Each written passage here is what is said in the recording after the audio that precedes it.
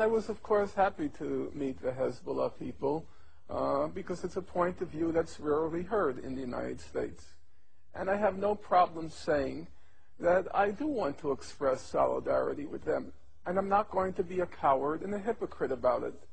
I don't care about Hezbollah as a political organization. I don't know much about their politics. And anyhow, it's irrelevant. I don't live in Lebanon. It's a choice that the Lebanese have to make, who they want to be their leaders, who they want to represent them. But there is a fundamental principle. People have the right to defend their country from foreign occupiers. And people have the right to defend their country from invaders who are destroying their country. And that, to me, is a very basic, elementary, and uncomplicated question. My parents went through World War II. Now, Stalin's regime was not exactly a bed of roses. It was a ruthless and it was a brutal regime, and many people perished. But who didn't support the Soviet Union when they defeated the Nazis? Who didn't support the Red Army? And all the countries of Europe which were occupied, who gets all the honors? The resistance. The communist resistance, it was brutal. It was ruthless. The communists were not, it wasn't a bed of roses. But you respect them. You respect them because they resisted the foreign occupiers of their country.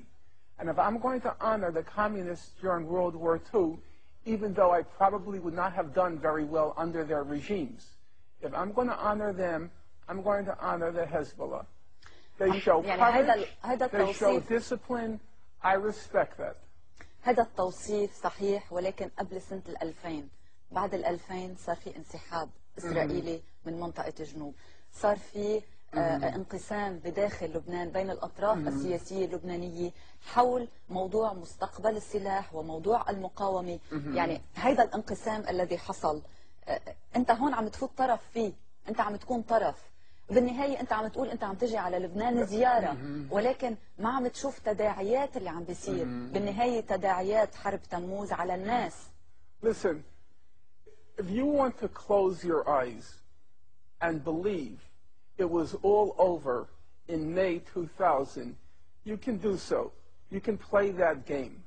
But the reality was, and everyone understood it, that the Israeli attitude was, we're going to knock out Hezbollah. And they began planning for a new war right after they were forced to leave in 2000. They found their excuse, their pretext, in July 2006. But there's no question among rational people that Israel was never going to let that victory go by, the Hezbollah victory go by. They were determined to teach كان يمكن تجنبه. يعني هون ممكن يقدر الطرف الآخر يقول لك ممكن تجنبه وما توقع بالفخ. It could not have been avoided. There is no way that the United States and Israel are going to tolerate any resistance in the Arab world. You want to pretend it can be avoided, you can play that game. But serious people, clear-headed people, knew there was going to be a war sooner or later. You think there's not going to be another war? You think Israel is going to allow that defeat in July 2006? You want to pretend it's Hezbollah that's causing the trouble? No, there will be another war, and the destruction will probably be 10 times worse, maybe even more, than July 2006, because Israel is determined with the United States to put the Arabs in their place and to keep them in their place. Now, how can I not respect those who say no to that? You know, during the Spanish Civil War, there was a famous woman, they called her La Pasionaria, Dolores Ibarruri, from the Spanish Republic. And she famously said, it's better to die in your feet than to walk crawling on your knees. ولكن هذا خيار الشعب اللبناني كله. يعني مش I totally agree. I'm not telling you what to do with your lives. I'm not telling you. And if you rather live crawling on your feet, I could respect that. I could respect that. People want to live. How can I deny you that right? But then how can I not respect those who say they'd rather die on their feet? How can I not respect that? Israel and the United States are attacking because they will not allow any military resistance to their control of the region. That's the problem. If Hezbollah laid down its arms and said, we will do whatever the Americans say, you wouldn't have a war, that's true. But you'd also be the slaves of the Americans. I have to respect those who refuse to be slaves. ما في غير طريقة واحدة اللي هي المقاومة العسكرية. I don't believe there's another way. I wish there were another way. Who wants war? Who wants destruction? Even Hitler didn't want war. He would much prefer to have accomplished his aims peacefully, if he could. So I'm not saying I want it, but I honestly don't see another way unless you choose to be their slaves. And many people here have chosen that. I can't really say I can understand it. You want to live. I can't really say I respect it.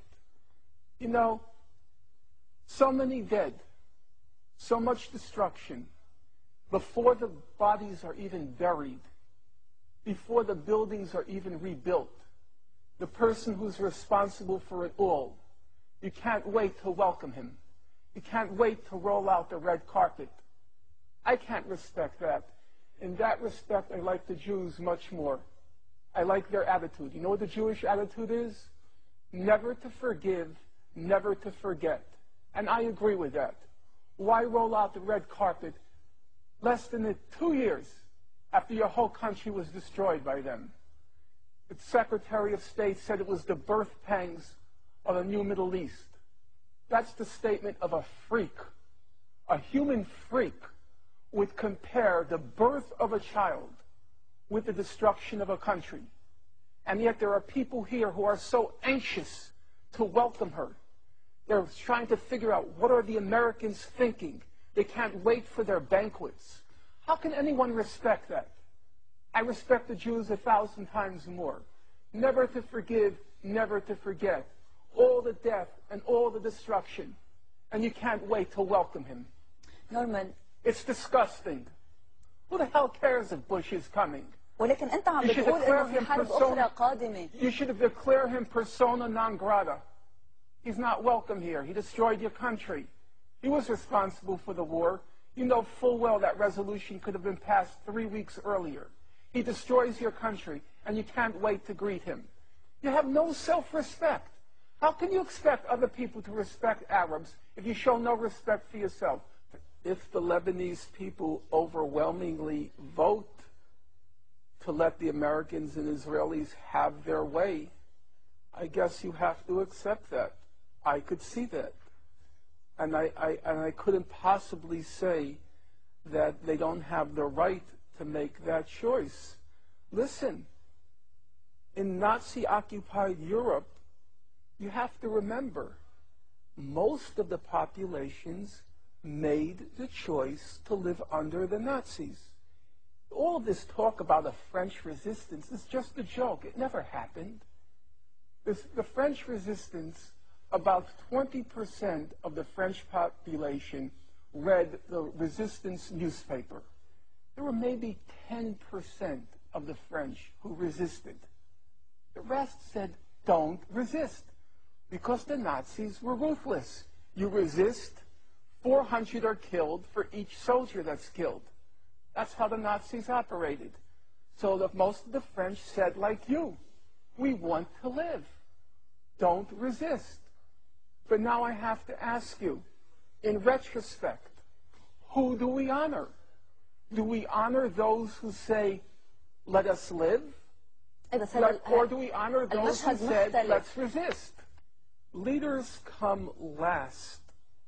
There will be a leader who comes into power in Israel who is willing to make the concessions after the conditions have been created. Namely, Israel has to suffer a defeat.